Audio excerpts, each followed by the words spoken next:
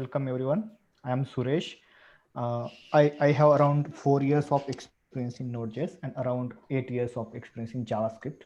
So it's been a long journey with the Talentica. Okay, so I will cover a few starting points. Let me share my screen so you will see. Okay, are you guys able to see my screen? Can Yeah, anyone confirm? Yeah, thanks. yes. So we have this agenda for today: authentication and authorization, worker threads, WebSocket, streaming, cluster mode, and database connection. Okay. First three will be I will cover first three, and a remaining part will be covered by Anuj. Okay. So we will start with the authentication and authorization. If in between you have any questions regarding any topic or anything, you can actually post on the chat. Okay. So in this meeting, there is a chat section. You can post there, and once this session is done, then we will address those questions. Okay. Yeah. So we will start with the authentication. So authentication is the act of validating the users or whom they claim to be. Okay. For example, let's say if we have any we talk about the software industry, we have many applications, or we could have for example Facebook. Okay. There also, when you actually try to log in, then there should be a first authentication. Okay. So that most of there are different ways to authenticate user. Okay. So to identify who is that person who is logging or who is trying to access that. Okay. So that is authentication. There are different ways to do that. So popular one is username password. Okay. So mainly the social media sites and other enterprise applications has this one, username password. One time password is there. Okay. This mechanism is mostly used with the transactions. Okay. So bank transactions nowadays, even this e-commerce, actually they also start using this sometimes when they are delivering any package which might they think should be delivered securely. They also provide some pins there. So that way people started using one time pins to authenticate the whether that person is valid or not, or he's only that actual person. Okay. With that they started. Even there are third party authentication apps like a Google have their authenticator. Okay. So even people use that or that authentication apps for authentication. Okay. And there are other like a biometric. So for example, maybe your fingerprint scan, eye scan. So these things mostly nowadays are used where in offices or even in or your mobile. So those things used for authentication purpose. Okay. So for here we will today discuss JSON Web Tokens for authentication. Okay. So JSON Tokens are mostly used to communicate with the two parties securely. But nowadays, okay, in Node.js, this is become very popular for handling the authentication over the HTTP. Okay. HTTP is stateless, so this authentication mostly handled with the actually token. So that JSON Web Tokens is used to identify the user. It has user identity. Okay, it keeps user identity with the tokens and transport that with the each request. For example, if he logs in and he tried to access the user's data or something, let's say he tried to access even his own data, then also he need to provide that JSON Web Token. Okay, it's short form we will JWT. Okay, that token is important because that validates the user. We authenticate user with using that. There are other mechanism as well to authenticate this. Okay, but we will discuss about the JSON here. There are other like OpenID, so that if you use the Facebook APIs, okay, Facebook developer APIs, and you want to access that user data, then they mostly use that mechanism, OpenID with the OAuth. Okay, that is used with the authentication and authorization. That is another way. But yeah, in detail we will discuss about the JSON Web Tokens in this session, and how it works with the even the actual examples. Okay, so how it works authentication. If you see that let's say there is a one application, we could say that is a client web application. Hello. Can you please mute which? Yeah. So there will be a client. Okay, so client could be a different places. For example, your mobile app could be a client. Uh, your actual web app could be a client. So that in that client session, okay, you need to log in first. In that login you will use your username password. That request will go to the server. Okay, server will authenticate that using actually JSON Web Tokens. You will have some secret. in your server side. Using that secret, you will actually generate that token. First you will check whether that user is valid or not. If user is not valid, then unauthorized error will come. If valid, then you will generate the JWT token. Okay, in that you need to actually use two important things. One is a secret, another one is actually their expiry in. Okay, how much time that will be valid, actually that is the expiration time of that JSON token. So that is a mainly to make that token more secure. So if that is actually compromised, that token is compromised, then that will be actually only available for sometimes maybe for a few hours or maybe for a couple of days. So to make that very securely, we also use this expiration time. If we don't provide, then it will be available actually. So that's why that is important to provide the expiration time. We will see in the code as well how we can provide that. Okay, so here in login request, server will validate authenticate user, and he will store some metadata of user, okay, along with the using the secret. And that's and he will actually send signed JWT token to the client. Okay, now next subsequent request. Okay, client should use this token. This is the token, actually web token. Okay, this will become your access token. Let's say now you have another API request where you are getting all the users data. Okay, for example, in that request there should be a this token. If token is not available, then you will be actually unauthorized person. Okay, so that error will be thrown. If token is available, then your that token will be validated. Okay, and if that validated, and then only you will be proceed. And then for the next things, there will be authorization. Actually authentication and authorization, these two different things. Authenticate is to actually validate user, authorization is to validate user access. Okay, what kind of access that user has. Okay, and then once that JWT token, okay, that token is validated, then our server will actually respond with the whatever the result that API or that request will send. Okay, and if that we will see the how this JSON web token will be actually.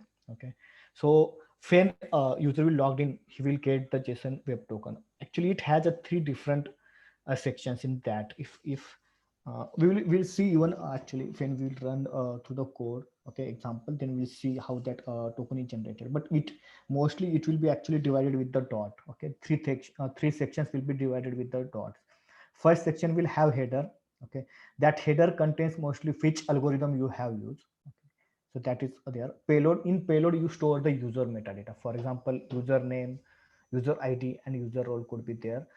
And one more thing, that we shouldn't actually store any sensitive data. Okay, it is recommended that you shouldn't store any sensitive or even any personal identification data in that, because if by mistake or due to some reasons that token is compromised, then this sensitive data shouldn't be compromised.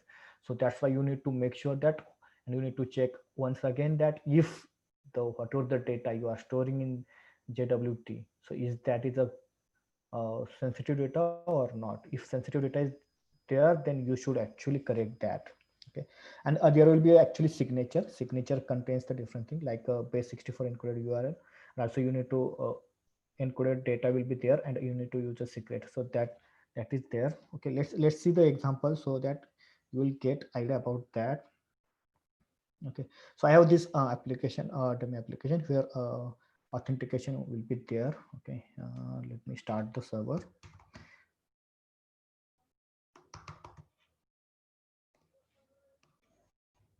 Okay, I have started server. Okay, so for now, for demo purpose, I have kept user data here only in file only, but in real scenario it won't be here, so it will be in mostly database. Okay, and this password should be actually in encrypted format, so that it won't be compromised or people can't actually misuse it. Okay, it can do. So now I started a server, so I will let's say this, I have two users, one is Suresh and another one is Anuj. Suresh is admin and Anuj is a team member. If I see I want to log in with this, let me open Postman. So we'll actually connect through Postman.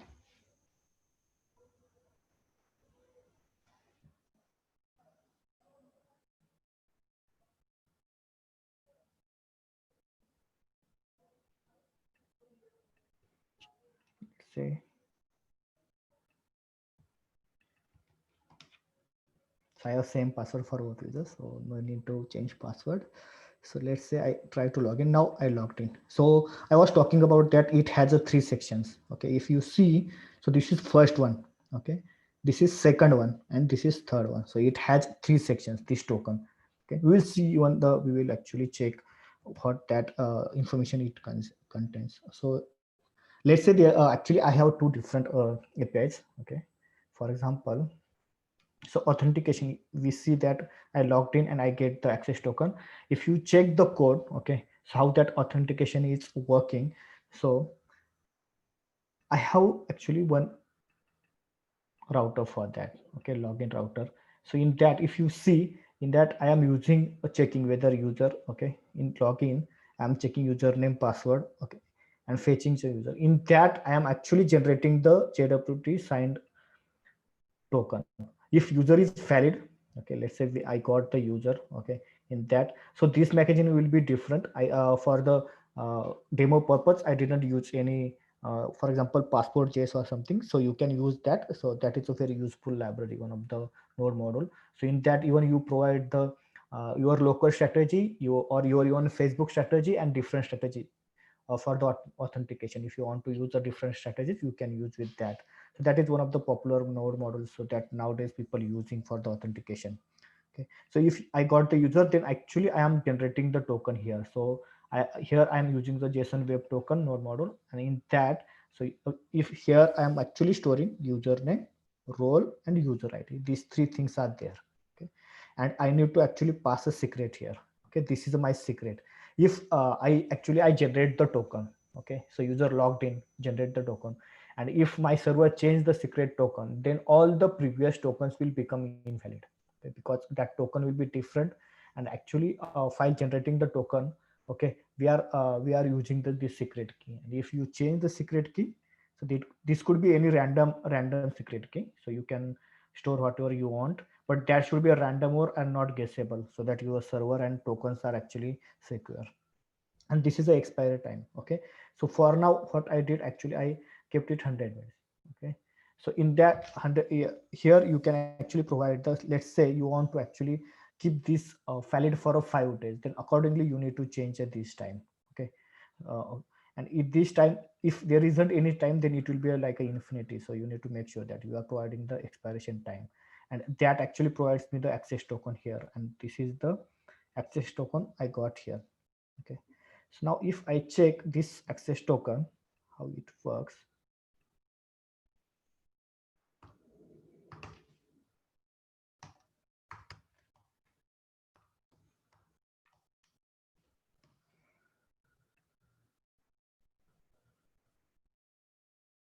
So here we can actually see what are the things are there. So now in here is signature, it says, but if I added my secret string, then it will validate even my signature as well. Let's see. So now we talk about that header, payload, and signature verification. Okay, so here actually algorithm HS256 which we use, and type is JWT. And what are the information I am putting here? So this information I have put, and JWT by default actually generate these two. So expiration is depending on the expiring time which you provided. This is the time when actually we generate the token. Okay, and these are the user metadata which we store, username, role and ID. Okay, this is the actually format of the JWT token. Now with that token, let's say I want to get the user, so I need to just pass this. Okay, I have passed this in a query param. Okay, so it's your call. You can pass, mostly you can pass it in a headers as well, or query param, so you can support as you wish. So yeah, I got the users details, so Anuj and this. So yeah, just that I kept it as is. So but yeah, when in real life this password shouldn't be written. Okay, so that should be filtered out, and it should be in a encrypted format. Yeah, now let's talk about the authorization.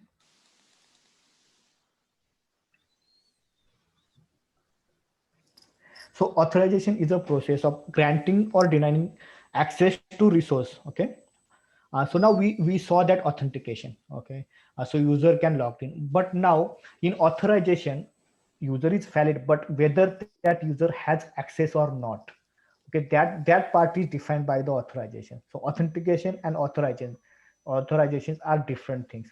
Here, granting the access. So here we can say that we saw that there are users API, there are get user API. So these different APIs are there. Depending on the user roles, we can actually provide the access to the user. For example, team member can just get his user details. Admin can get user details of all. So now I check that I logged in with the Suresh Dubey, who was admin, and he's able to fetch all the user details. We will see that now with the other user as well. He won't be able to get all the users, but he will be able to get his details only. So that is called the authorization, where user will be able to fetch details or will be able to access API to which he has access. Okay, so there are different ways to actually do authorization implementation. One can be a role based. Another one nowadays becoming famous, that OAuth2. OAuth2 is a big actually topic that could be a different. We are not covering that, but yeah, in OAuth2, so what the mechanism is used in that, mostly we pass the scopes with the permission, what permission actually any client ask, and depending on that, so who is the owner of that permissions, or let's say user details we want to ask, then that permission will be granted, and depending on those permissions, so that token will be generated. Okay, and depending on that access token. So for example, if he has a permission to get all users, okay, then only he will be able to get those all users. If he don't have permission, like for example update user, okay, so then he won't be able to update the user. So what will it's like it gives us very granular level of authorization, and there are different providers as well for that. Maybe Okta is one of the famous for that. Yeah, but we are not discussing that in detail here. Okay, so we'll see the how this role based authorization is working.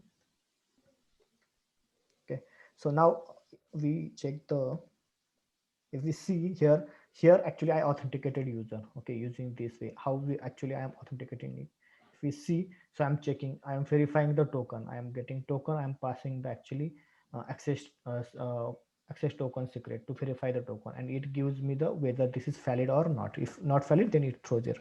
Similarly, for authorization I have one another. Okay, so for this is authentication. So for authorization, if we go inside this, I have another middleware. Okay, so same as authentication, I'm authorizing here whether this user is valid or not. Now for the get all users, okay, so I am authorizing for the admin roles only. Now if we see the users list here in config, so we have Suresh Dubey, who is admin. We have Anuj, who is team member. Okay, now let's say what are the things admin and team member can access. Okay, now this here, this get all user details will be accessed by the admin only. Okay, I am authorizing admin users to do that. What we are doing here in admin, we are checking. Okay, so roles passed, even the current role, okay, is actually available for that user. So user file doing the authorization authentication, sorry. So in authentication, if you see, so here actually I am putting the user in a request. So this user is validated user, and if we need in any subsequent middlewares, we use this user, then we can use it from the request object. Okay, and same user we use here for authorize in authorization, whether he's whatever the roles we are passing, whether that user has that role or not. Depending on that, we are authorizing user. Okay, here now we see this get users. Okay, here we are doing that authorized. So that means here we are not passing any roles, so it can be accessed by any authenticated users. But here we have another authorization that the non-admin users should be able to access his data only. If current user and the data is different, then we are actually trying. So we will check how it works. Now I was logged in with this access, okay, admin, so it was working. So let me try with the team member.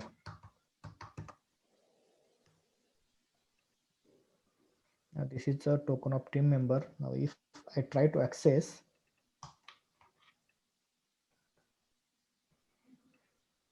it gives me unauthorized because that row, so this API is accessible to only admin users, and this is not admin user. Okay, now if I talk or see this, okay, Anuj ID is, if you see ID, so Anuj ID is 2, so Anuj will be able to access his details here. 2 is Anuj ID. Let me change token. So Anuj will be access his details, but if Anuj try to access another user's details, he won't be, because he's unauthorized, because he's actually team member. He can't access the other user's details, but admin can access. So if I check it with the Suresh Dubey user who is admin, he will be able to access it, but not other. Okay, yeah, these are the things from the authorization perspective. We will go ahead with the now next.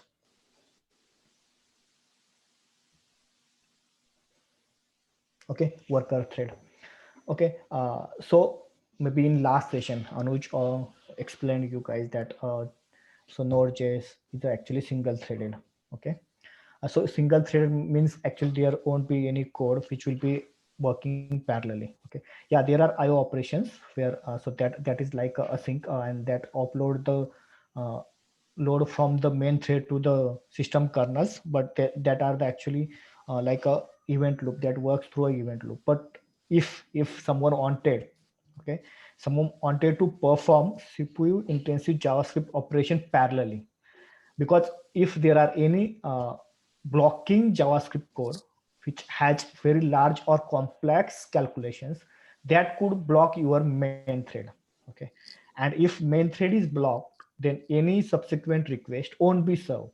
Then it will be like your application will be hang out or something like that. It won't serve any request in that part. Okay, in that purpose, this in that use case, worker thread is one of the important uh, concept which you can use. Okay, and you need to actually so worker threads can be actually shared memory. Okay, and they will not help much with the IO intensive work. So actually your Node.js is very good to handling the IO operations. For example, reading the any file or something, so that IO operations handle, because actually they that works with the this event loop. They are just actually offload the to the system kernel, and once done, then main thread get the event and it act on that. So that will be handled in a best way.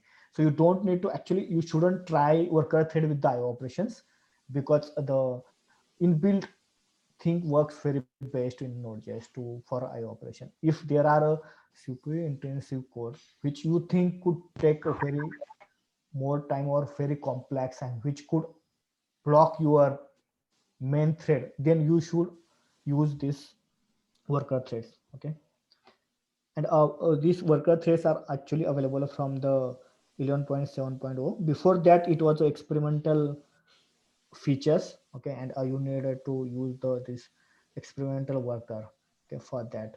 And for this worker threads, if you think that this CPU operation is like not that much complex, and you need to do your maybe your verification before actually using the worker thread, because spawning the worker thread is also costly. So if you are for a simple CPU calculation you use worker thread, then instead of that actual operation, whatever the time that will take, even even your worker thread spawning can take more time. Okay, so that's why you need to make sure that this you where to use this worker thread. So if there is a really very complex CPU intensive code or calculations, and you think that will be a better to use with the worker threads, then you can use. Yeah, there are a few configuration in worker threads like a is main thread, so you can identify whether that thread is main or a child thread. Okay, so that it provides that configuration for you. You have a like this parent port. If you wanted to communicate from the child thread which you spawn to the actual main thread, then you can communicate with this. And if and when you create the your worker thread, okay, child worker thread, and you wanted to pass some data to the that child worker thread, so you can use a worker data. So this worker data will so you will pass using this when you will create a an instance of the your child worker, then this data will be passed, and you will also actually put some resource limit, and what are the shared environments variables are there. Okay, these are the some of the important variables, okay, which and settings of which you can use. So now let's see this how this worker threads works with the code, with the example. Okay, I have this worker thread. So this is my without worker thread. If I check this, then I have this big for loop, and then another one. So this will work sequentially here. Okay,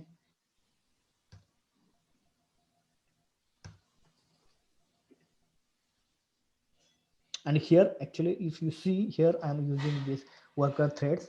So there will be a, using worker thread model you can do get some data. Worker thread is main thread, parent, port, worker data. So these are the things which I was talking about. Okay, so is main thread, you can check whether this is main thread. From the main thread you can actually spawn the your child worker thread. Okay, and you can pass the data here.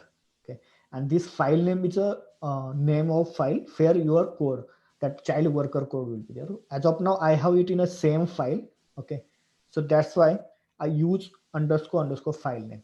Okay, now let's say it was in a without worker file, then you have to provide that file name here, and then to create that instance using that file path. Okay, so let's say if I created this worker data will be available here in this. I can print. So this is my child's worker data. Okay, so child's code, it will execute parallelly. Okay, so and this is my for loop. So this for loop will actually execute parallelly. So in previous year without worker it will be a sequentially, but here it will be a like a parallel. Let's check it. If I work this,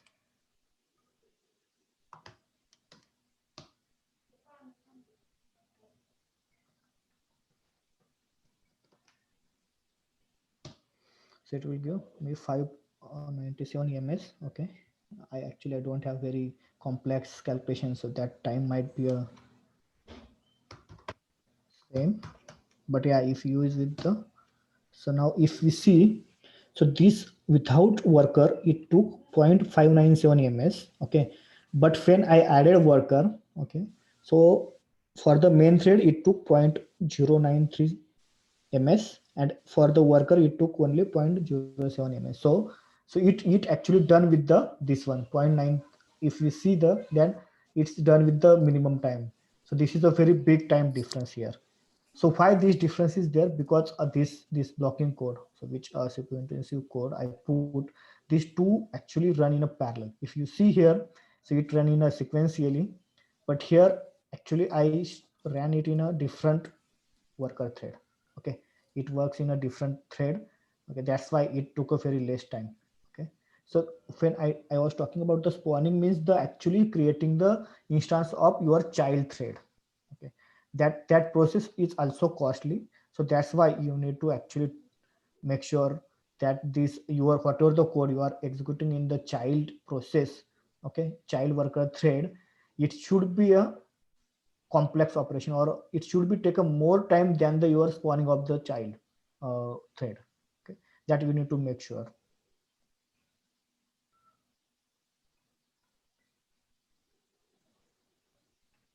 Okay, these are the things from worker threads. We will see now how it actually different we work in the operations. Okay, so now we saw the code example. Okay, so in worker without worker file will work like this sequentially. Okay, so whatever execution will happen, for loop will execute first.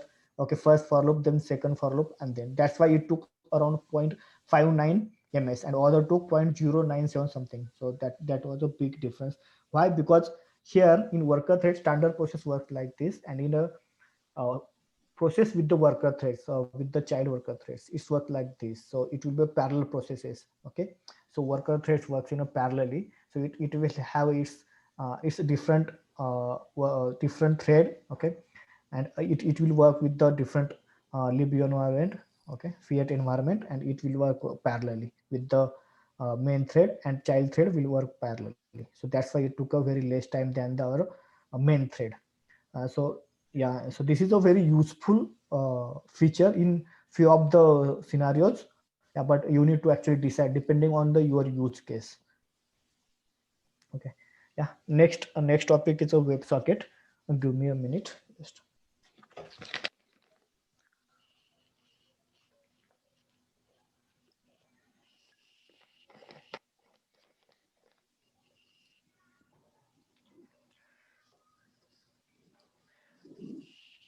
Okay. While we were actually discussing with the authentication and authorization, we talk about the APIs. Okay, that APIs are like a stateless, and that connection happens like if we call API, then response should be immediately. Okay, if it's not within a time, then actually our client will send out the set timeout error. Okay, so that is a like a it's like a one-way communication. Client request and server respond immediately. Okay, so it's not like a server actually sends some message on his own to the client. Okay, so server just respond to the client's request. Okay, now let's say there are use cases, for example chat applications, where if there is any message from the another person, then we need to actually do show that message to the user. Okay, so in that cases server should be able to send a message to the client. Okay, in these scenarios mostly WebSocket is useful. This is a one of the concept in Node.js. Okay, so they in that, okay, in the WebSocket API is an advanced technology that makes it possible to open two-way interaction.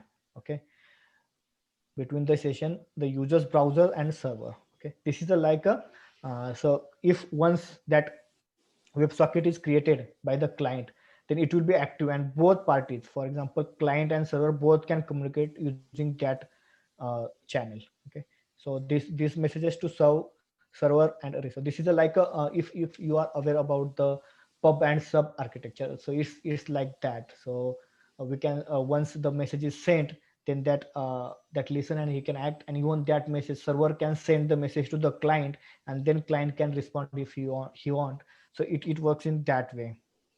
Okay,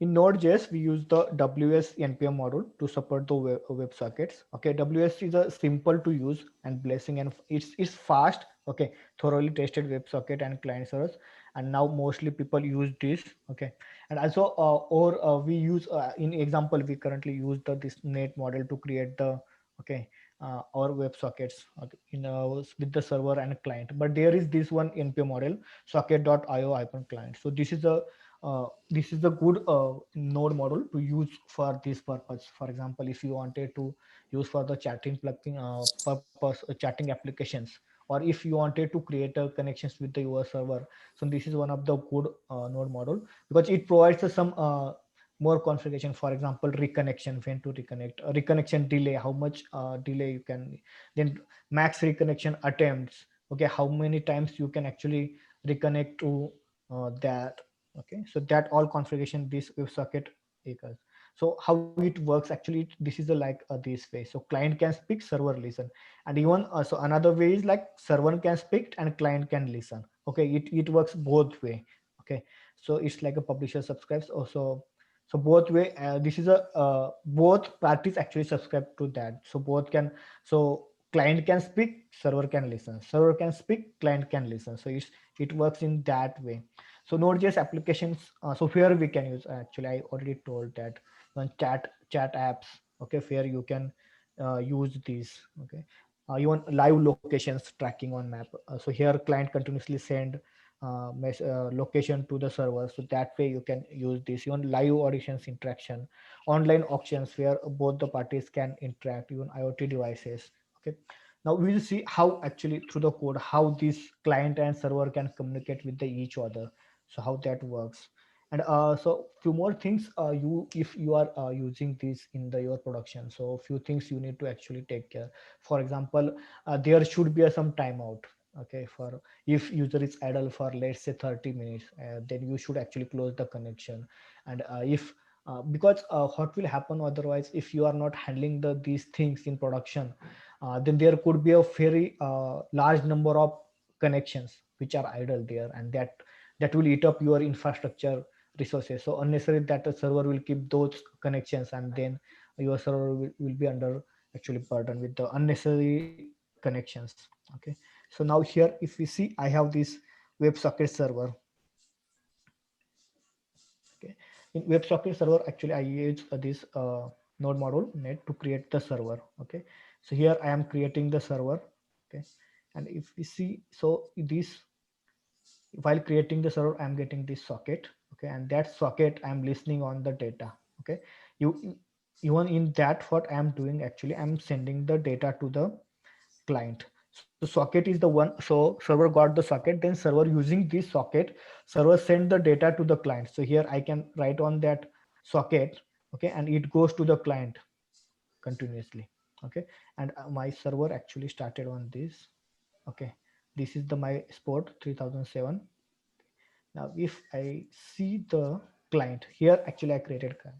So here I need to create a connection with the port. Okay, which port actually uh, that server is running. So if this port is a server's port where it's running, it create a connection with the server. Okay, and now let's say if connection is created, then client actually listen on the this data event. Okay, now if somehow server disconnect the connection, then it this end will be trigger. Even a client himself can actually end this. So I have actually added the one interval to communicate with the server, and even in server as well I have added this like a interval, one interval here to communicate with the client. Okay, so in real time, okay, it could be like your client could be this actually this could be your web application where chat widget will be available and their client will be actually serving. Okay, and that through server will be responding there. Okay, but here I just actually created the node files. Okay, let me start the both. So I need two windows. So here I will start the server.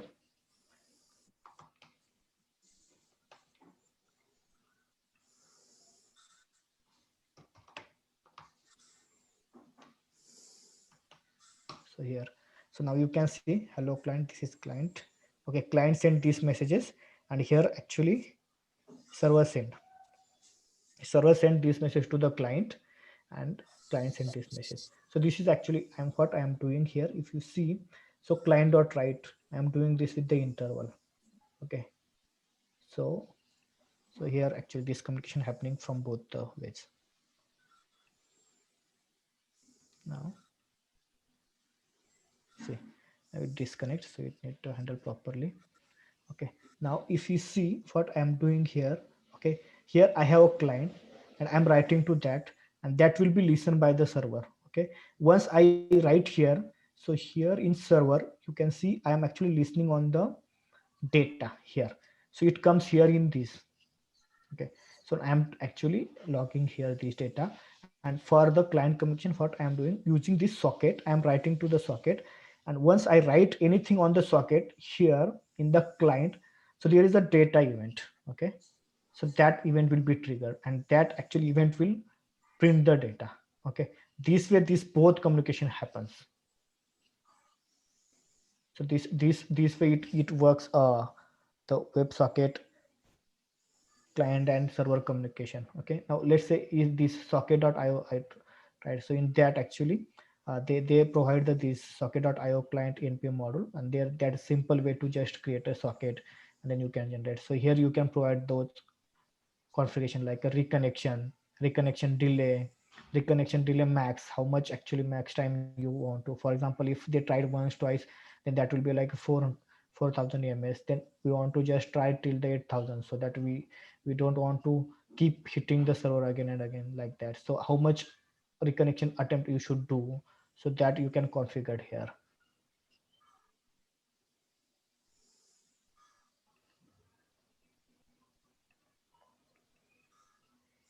Yeah, yeah, those are the things from my side. Maybe now other things Anuj can start. Yeah, Anuj, yeah. Thank you, Suresh, for let me explaining few important concepts like authentication and authorization. I think every application needs those two things, authentication and authorization, and people got idea how we can use in Node.js. So thanks for sharing that one. Let me share my screen. Just a minute.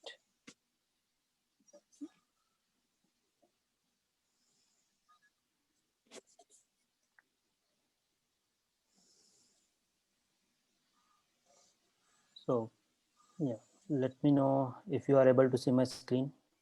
Yes. Okay. So yep. So now I'm going to cover a few more concept in Node.js. One is the streams. Second one will be the cluster module, how we can use cluster module in Node.js. Then there will be the quickly database connection setup, how we can do in Node.js uh, to connect with different database like MySQL or Postgres or MongoDB. So let's start with the streams. So before understanding the streams, we need to see what is buffer. Buffer actually is a temporary storage for a chunk of data that is being transferred from one place to another. So in most of the Node.js application, we want to transfer data from one place to another place. So how that data is transferred? Uh, so buffer is the smallest unit that take the data from the source, and once it has been filled, it has been passed along to destination. So it is a small chunk of data. uh, so yeah, from this image you can see this is the big or small data file, in which a small chunk of data is coming from this file to this buffer. This is actually a storage. So once this storage has been filled, data has been passed to destination. So that is about the buffer. So once this so in most of the cases, uh, how this communication data transfer has been done.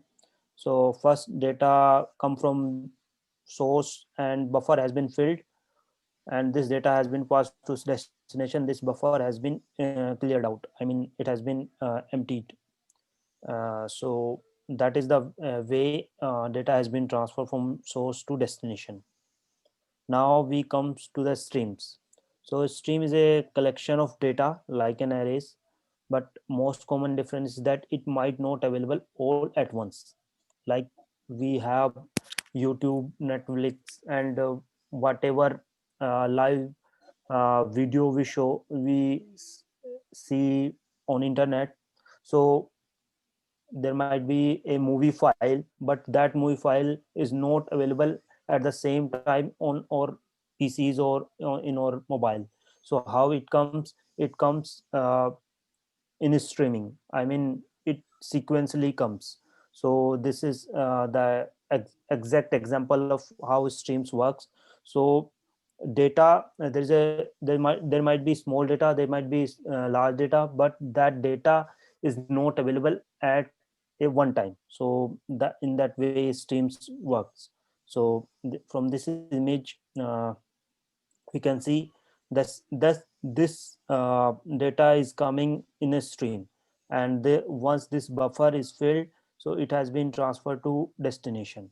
So there is a no data available at a particular no all data is not available at a particular moment.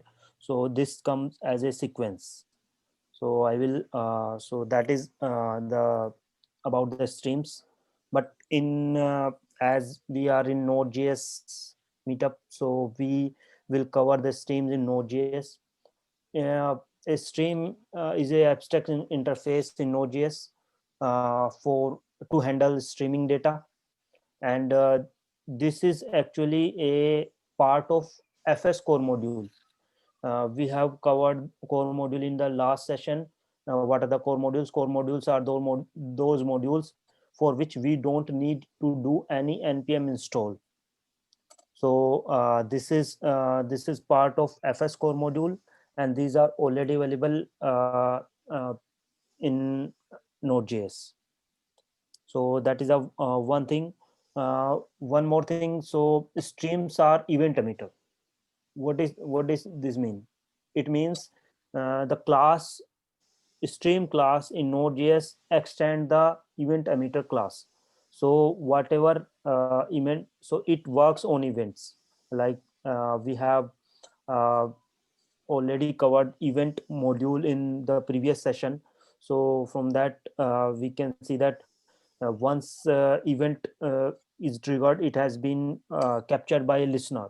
So on that functionality streams work. So let's go few example or might okay, so let's, there is a one more thing.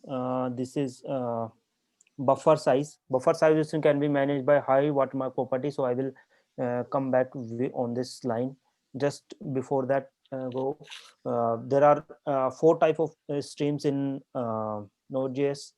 One is the readable stream, second one is the writable, duplex streams, transform streams. So we will go through one by one and we'll see some example how these stream works. Yeah, so let's go first. Readable stream. Readable stream, as name suggests, allows user to read data. They come in two variants or two different reading modes: pause and flowing. So readable stream, once we try to read data from a file, we use readable streams. uh, Once we actually create a readable stream, that is in pause mode. But once the data is filling into this uh, readable stream, that in that at that time, this readable stream change its mode from pause to flowing. So we will see these example of this readable stream. Let me show you. Just before that, uh, yeah, I mean, my code is visible to all of you. I mean, how about the font? Should I increase or decrease something? That's fine. Okay. Okay. So this is the simple example which we use to read a file. Like here is a file that is a message.txt. For timing, I am doing that and I will show you. So I have imported a file system module. I'm just reading this message.txt, and if there's an error, I am printing it here. And once I have data, I'm printing here. So let's just mm,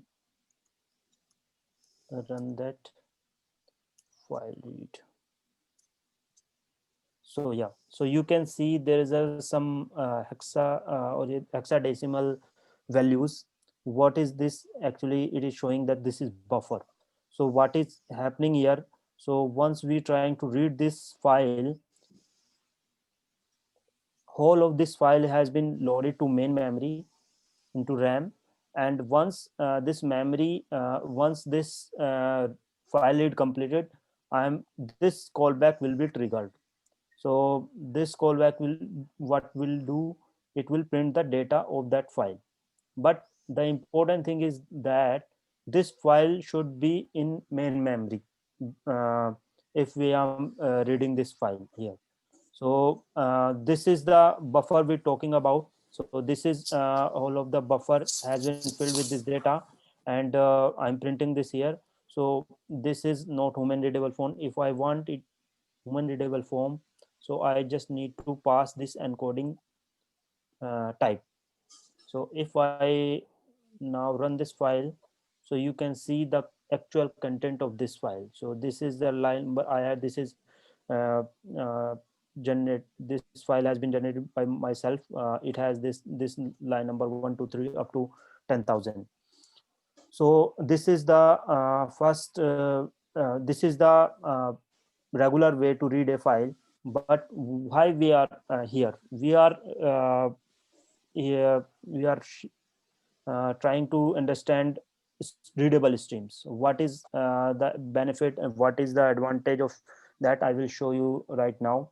So let's comment this code. And I have another file which is a little bit large file. So little bit, not little bit, it's quite large actually. So let me show you. So where's this large file?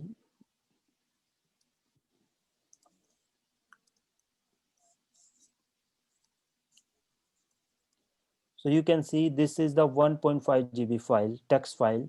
So what I am doing, I am trying to read this one. So what will happen? Let's see. Before that, go to this actually readable stream. So I have tried to read this large file, and what is doing here, it is trying to load all the content of this large file into my main memory. But what is this? I got this error string too long. So my memory is not able to, I mean, this code is not able to handle this large file. So the regular way is useless to read the large file. So we need to create a readable stream. For that, let me show you. This is the way how we can create a readable stream. So as I said you, this readable stream is part of FS core module, file system core module. So I imported this one. This is the same for that one. For that, let me just comment this out. What I will do, I will first read this message.txt. That's okay. So message.txt should be, it should be uh, clearly read this message.txt. And as I said you, uh, streams are extended.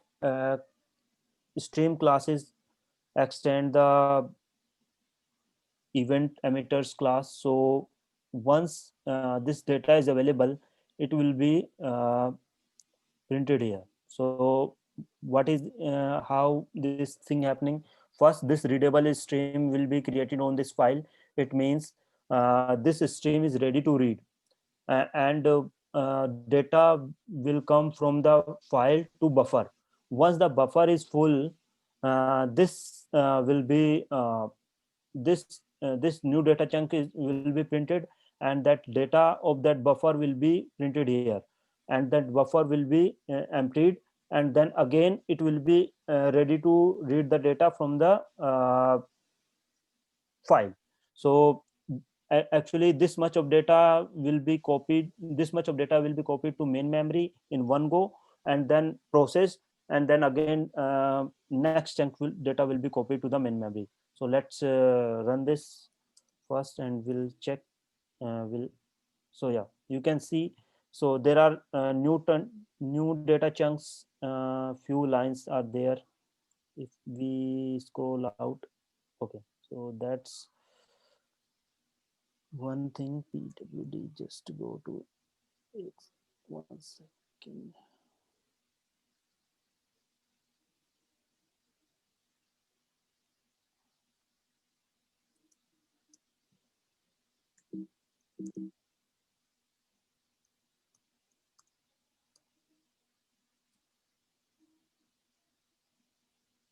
I'm just trying to show you how this will work.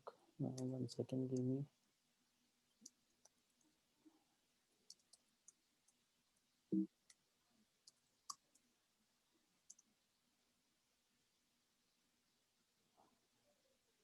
So here you can see, yeah, so new data chunk. So these many lines has been covered in one buffer, and once buffer has been filled, then that has been printed, and new data chunk will be here, and then previous that buffer has been emptied, and new data will be picked from the main file. So that is the way it works, readable stream. So let's check with this uh, large file. So here we have the large file.txt, and nothing else is going to change. Just I'm clearing this screen now. Let's run that one. So yeah, you can see. So there are multiple lines, and you can see that this is able to read that one. So it will go and on. So let's break this out. So right, so this way we can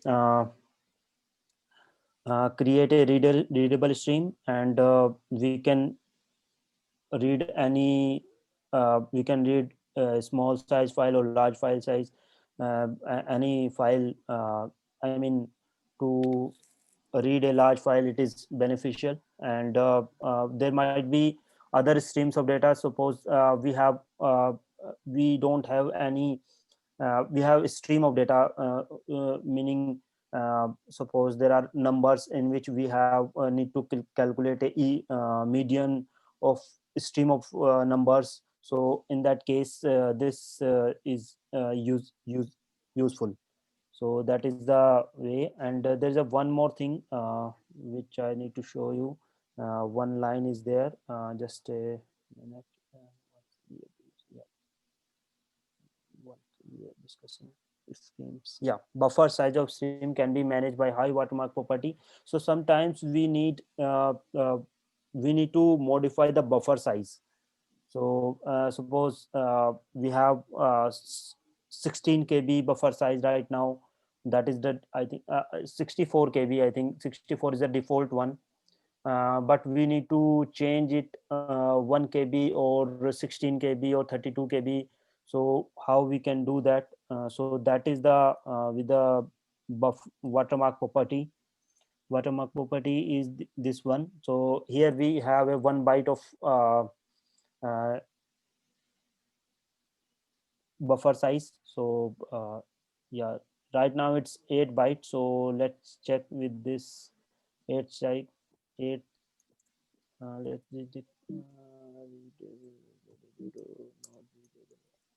yeah. So here you can see these many lines. I think nine four 46 to 99, about 40 53, yeah, 53 lines are coming in this buffer size. Let me reduce that one to 1 byte, so there will be less number of lines which will be loaded into the buffer. So let me just, yeah, you can see there are, I think, 10 or 10 11 lines has been loaded into buffer. So here you can uh, control the size of buffer here. So that is about the readable stream. So let's go to this next. So yeah, so there are different events like data event. I have shown you. There is an AND event. There's an error. If there is an error has been occurred, some uh, might be it has been reconnected. It has been disconnected to the main file. So in that case, their error event has been triggered. And as you said, as I said, that there should be pause mode, that is we will pause, and it should be flowing mode, that should be resume. So there, these are the events which have been emitted on these readable streams. Let's go to the writable stream. So it is used to write the file. uh, uh, yeah, so the example for this, I mean, benefit of this writable stream is same. We have suppose we are reading a file and trying to write a large file. So with the regular way we cannot write the large files, uh, uh, but using this large writable stream, we can create the large files as well. So let me show you this example. So what is happening here? So I'm just creating a writable stream. That is a directory name. It is the present working directory. And what I'm doing, I'm trying to create a new large file text. uh, so if it let me just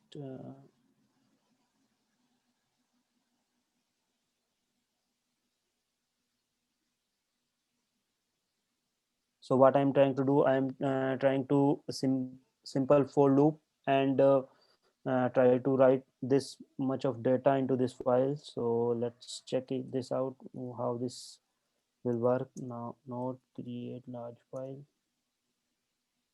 So I have tried to run this. So this should be creating a large file here because it is time taking process. Okay, nothing is happening here. So you can see this is the 0 byte file it is trying to create, but it hasn't created anything. So it might take time. Okay, so nothing is happening here. So yeah, so I guess it will fail with the memory. Should So yeah, so you can see there is a JavaScript heap out of memory because we are trying to write a large number of data into this file. So that's why it is not able to do that one with this conventional way. We have what is happening. I already have created I have a create write stream, but it is not able to write into this file. So what we need to do, we need to check this code. I will show you, just a minute. So what is happening here? So actually once we're trying to write a large data, the buffer, it is not giving a chance to clean up a buffer. Actually that's why it's like it's working is the same way as the regular file system work. I mean, so that's why we are not able to write this much of data into this file. So what this code will do, you can see if it is not able to write a data, it will wait to drain the buffer. Suppose it's a 16 KB or 64 KB buffer. So it writes 64 KB into the file, then again wait to drain that buffer, and once that buffer has been emptied, it again start writing to the file, writing to the buffer, and then buffer to file. So let's check this out now. So as this is the async process, so I am using await here, so that's why I have put a async here, and I'm just calling this function. This is not a fancy thing, just if you confused with this syntax, so I'm just explaining you this. This is not a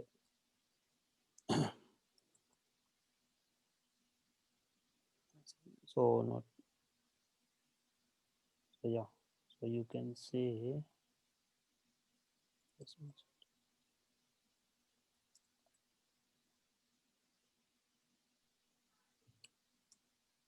so it's 16 KB. Let me just increase something here.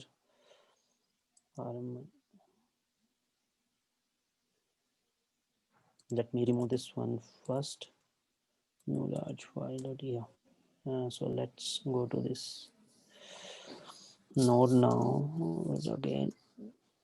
So you can see it is creating very fast.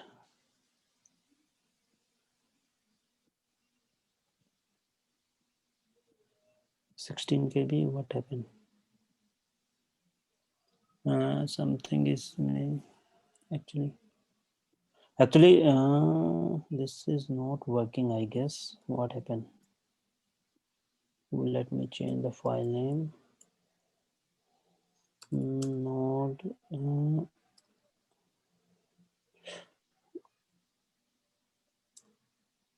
What happened?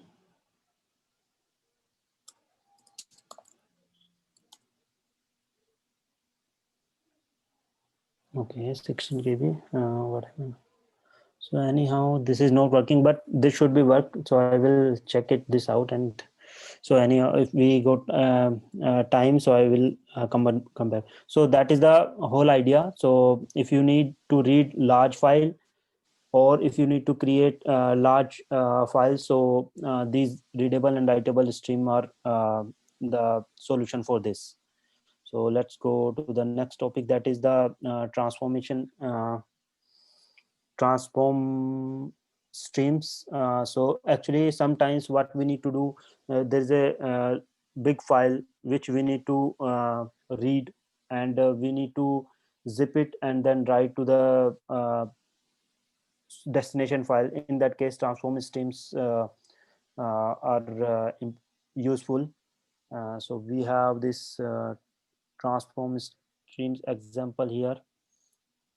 So you can so transform streams. So just let me just comment this out.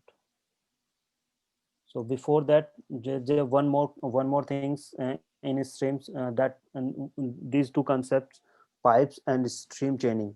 So pipe are used to connect a stream to another. So it means there is a sometimes you need to copy from source to destination file.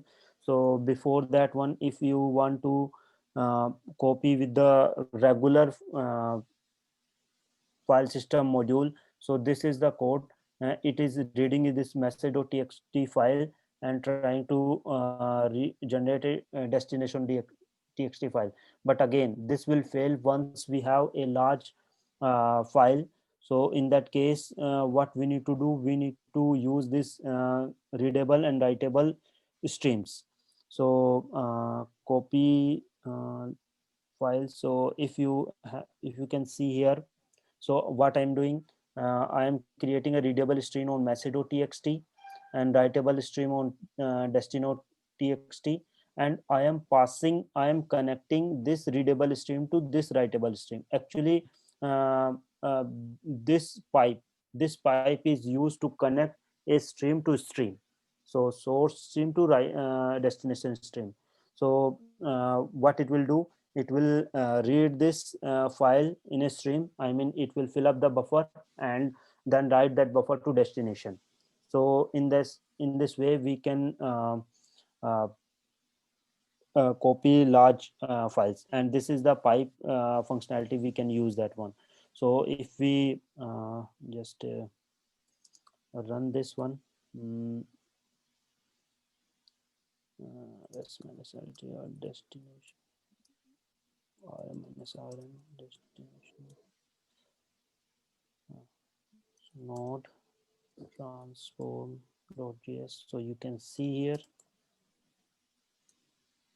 destination file has been generated, and it is same as message.txt.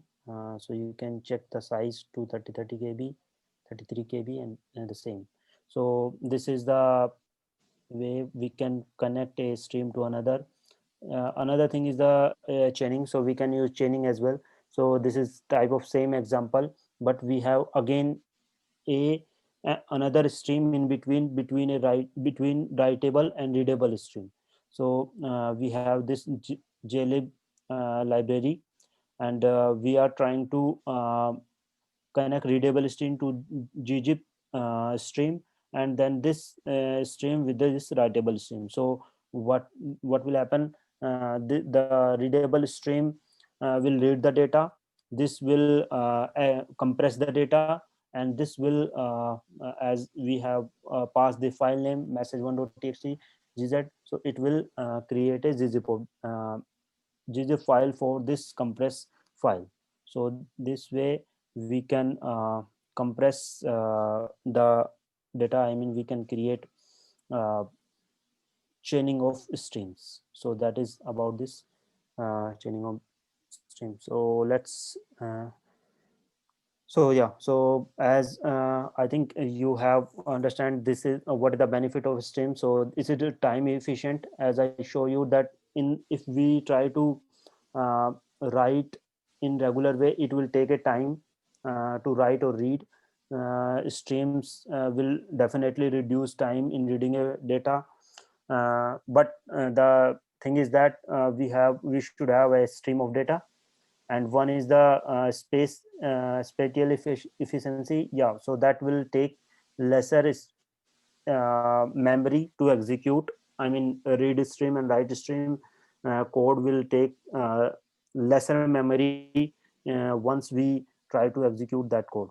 So that is about the stream. So let's go to the next topic, that is the cluster module. Just give a minute.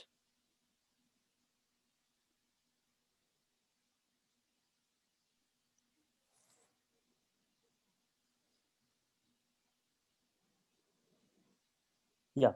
So as of you, so you know that Node.js application runs on a single processor, which means that by default they don't take advantage of multi-core system. What it mean? If you have a 4-core CPU and you run a Node.js application normally, then it will get executed on one core, and the other 3 cores will remain unused. So cluster module provide us to use all the cores of multi-core system. Uh, uh, how I mean, there's a how this should be explained. This image should be explained. This thing what I have said. Suppose this is my MacBook, and it has 4 processors. This one, this one, this one, this one. And if I try to run Node.js in by default, uh, Node.js web server on my machine, so it will run a single node instance on my machine. Other 3 processor will not do anything. So to use other core of this system, I need to run this Node.js web server in cluster mode. So and that is the thing in this way. So anyhow, so this will take a more resources, but it will definitely increase the request per minute throughput of my application. So how we can do that? So let's check this the example. So first, this is the one second.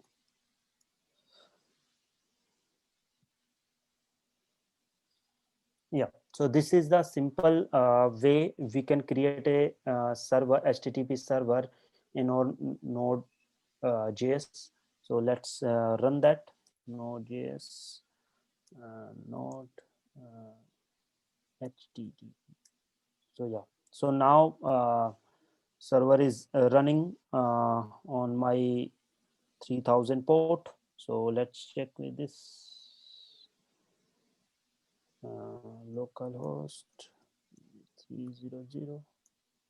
So you can see this is the process, and what I am sending here, I'm just sending a process ID on this Node.js server running.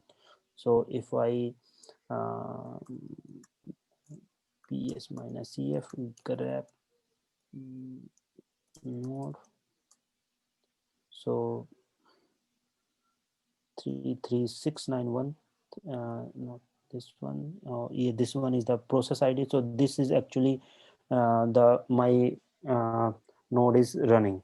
So if I there's a one Node.js package that is test load, load test, sorry, load test, in which you can pass number of requests you want to do, and HTTP localhost.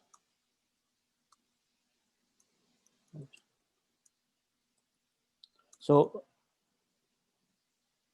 actually, yeah, there should be.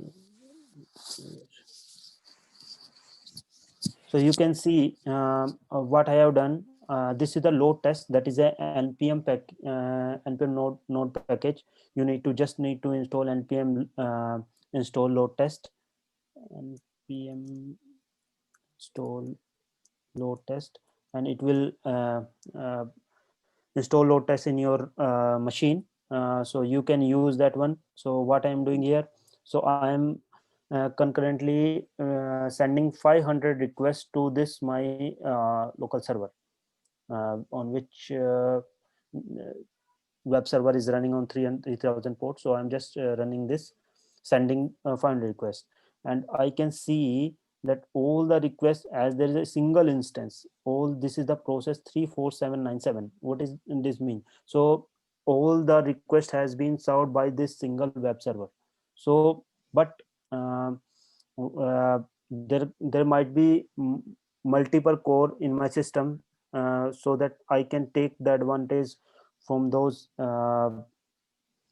cores. And yeah, so let me show you. I have stopped that one. So that is the traditional web server. So I haven't started in the cluster mode, so I'll just go to the cluster. So here we can see, um, so let me just first what I do.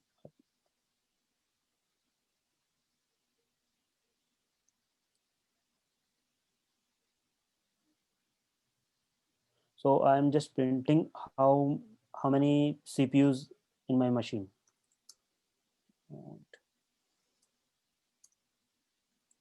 Yeah, you can see there are 4 CPUs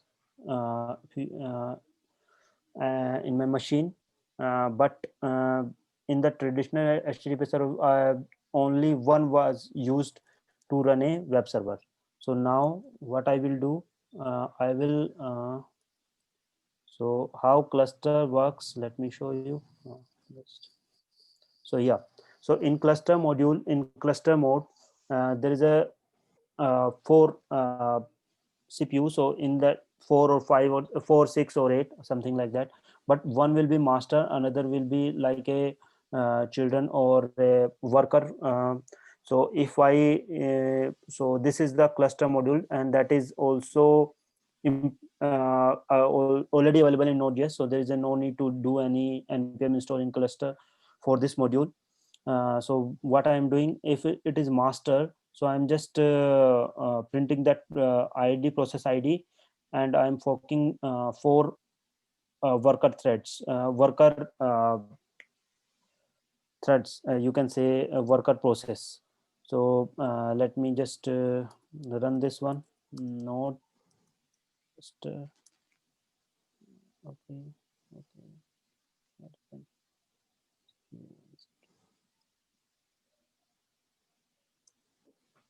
So you can see this is the master process, and once the master process, they all the 4 uh, workers are running with the different process id. So this is the way, I mean, it confirms that there are 4 CPUs in my machine, and I can take advantage to run, I can take advantage of these worker threads to run a web server on that. So I am just trying to do that one. So this is the same type of example which I show in cluster.js. But what I have done here, so I have taken this advantage. So how many CPUs are there? So I am forking this much of workers, and on all workers I am running the same web server code. So this is not a different. So there might be this file, what I am doing here. So you can put this code into different file and import it here, and then once and execute it here. So it could be much more complex, whatever you have in server.js. So whatever you can put that here. So that is the just giving you, once you're trying to do this cluster in real time application development. So let's start here, this one node cluster with HTTPS. So yeah, so now I have this one. Let me show you. uh, so you can see this is the parent id, I mean master id. So I'm just checking this was in process grep node.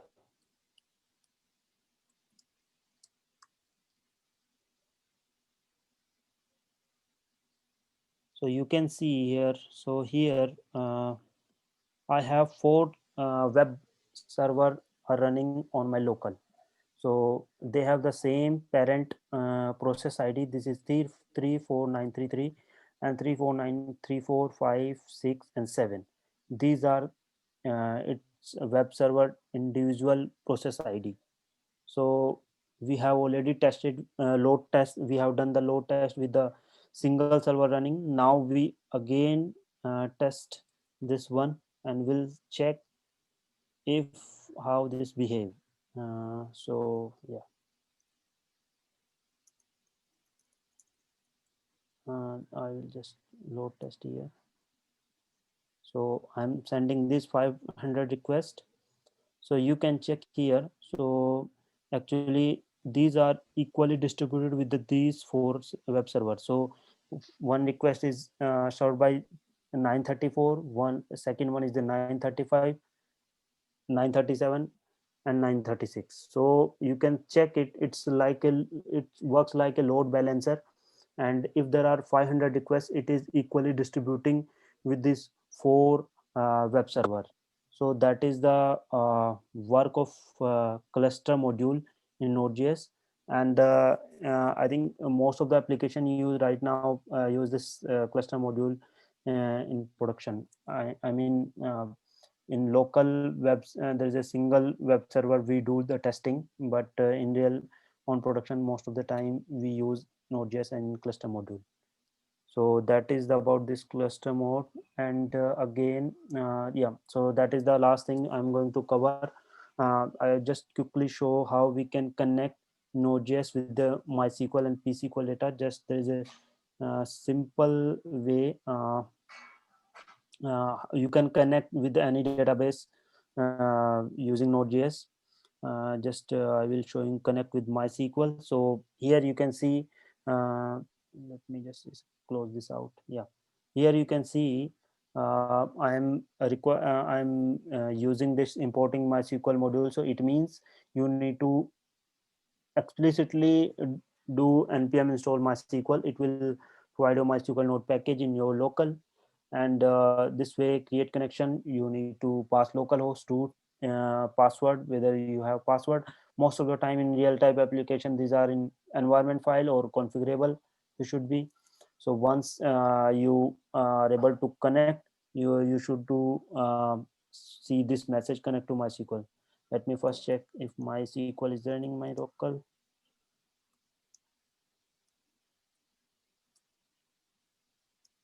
Yeah, so it's running.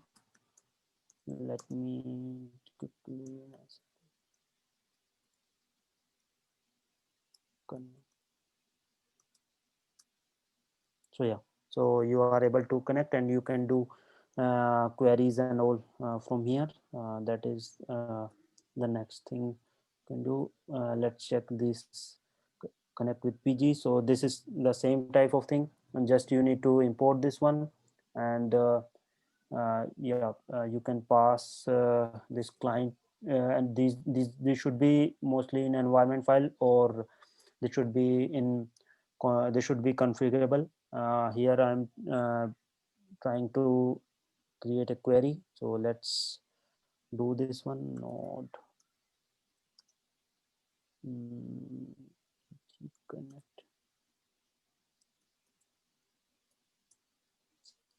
So there's some errors.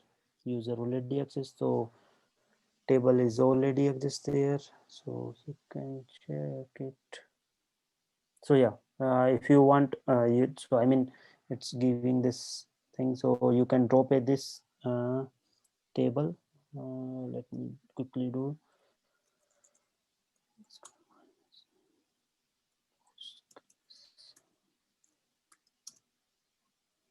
what the database name, that is testdb. Drop table get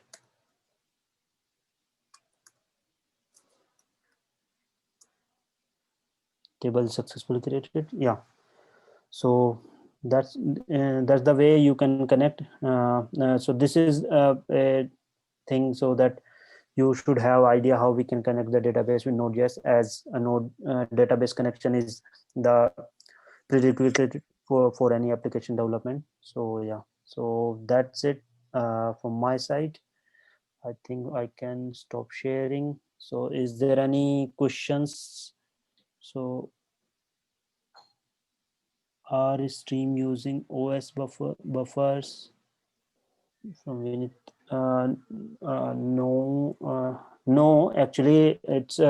I'm not clear about the question, Vinit.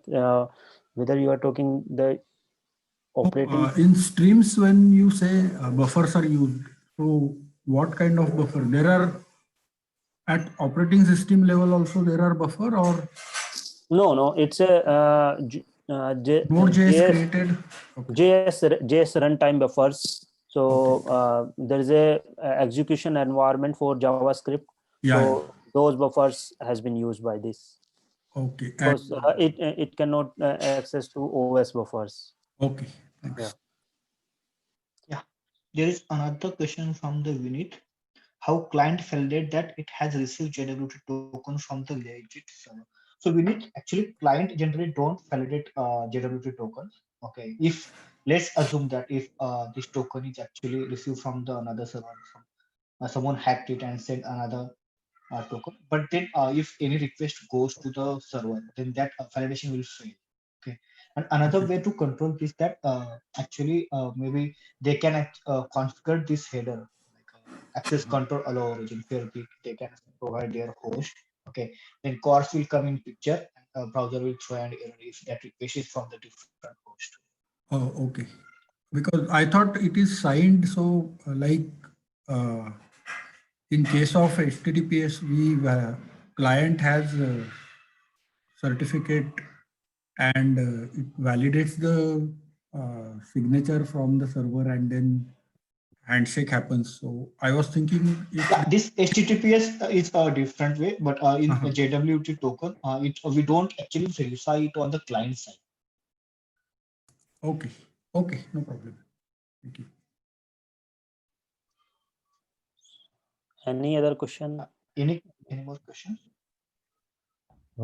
Actually, how do we authenticate WebSockets? So web sockets are actually mainly that authentication. There is a no like a authentication because most of the times what happens, these are the the users, any users they can create. So for example, let's say this is a if I actually I want to create a normal chat plugin. Okay, initial authentication will be with the login. That is different. But once that logged in, then we create a connection with the server. Okay, that connection is directly identify the client itself. Okay, so authentication with that is a client and actually server. So that connection don't once that connection is made. Okay, then there won't be any there won't be any authentication in between there. So if there won't be any authentication, so if someone tries to, No, initial authentication will be there. Okay, initial. For example, let's say I logged in that way. If we talk about the Gmail, then logged in, then that authentication will be there. But if I expose my chat plugin to the users, for example, let's say there is a one website, okay, where I have chat widget. I don't want to log in. Okay, yeah, in that way. So let's say in one of the my project, what we don't have any authentication, but we want to actually expose that to the end user without any authentication.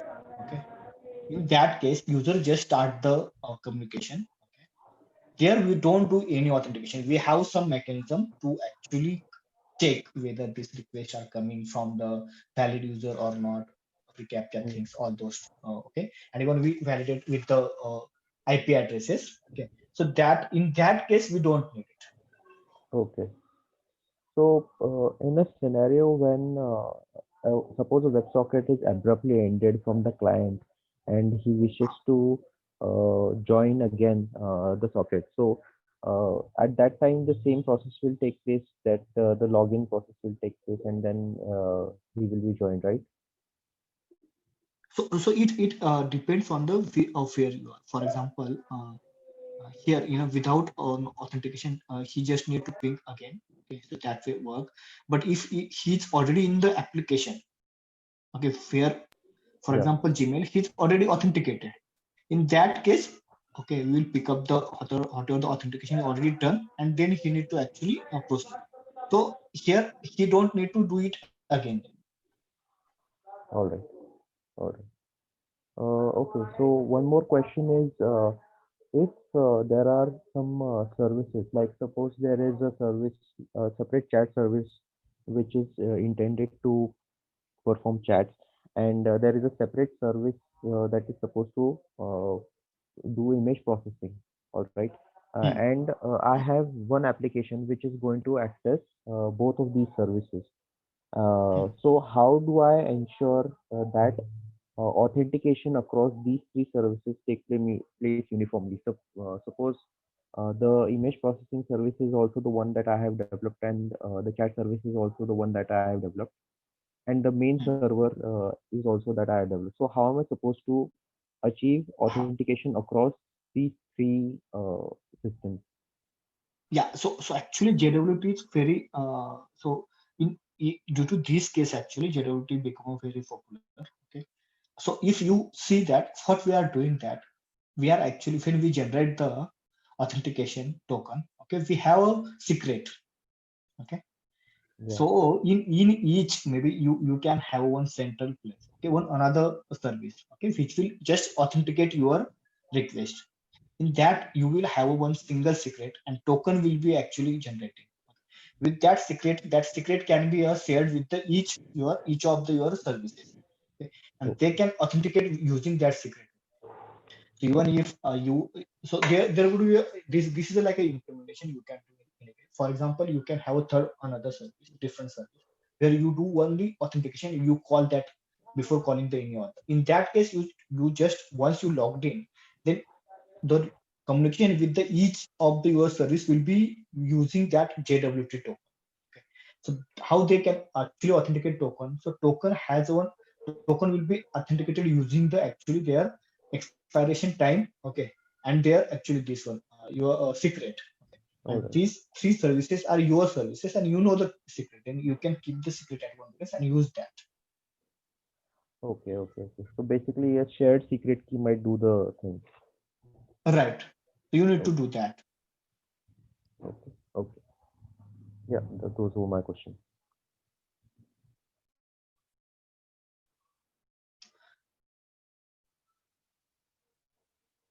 So anyone has any more question or not? They can stop it. Okay, Guys, guys. please share your feedback on our meetup page, and we'll be sharing the PPT, the codes, and the recordings of this session on our meetup page as well.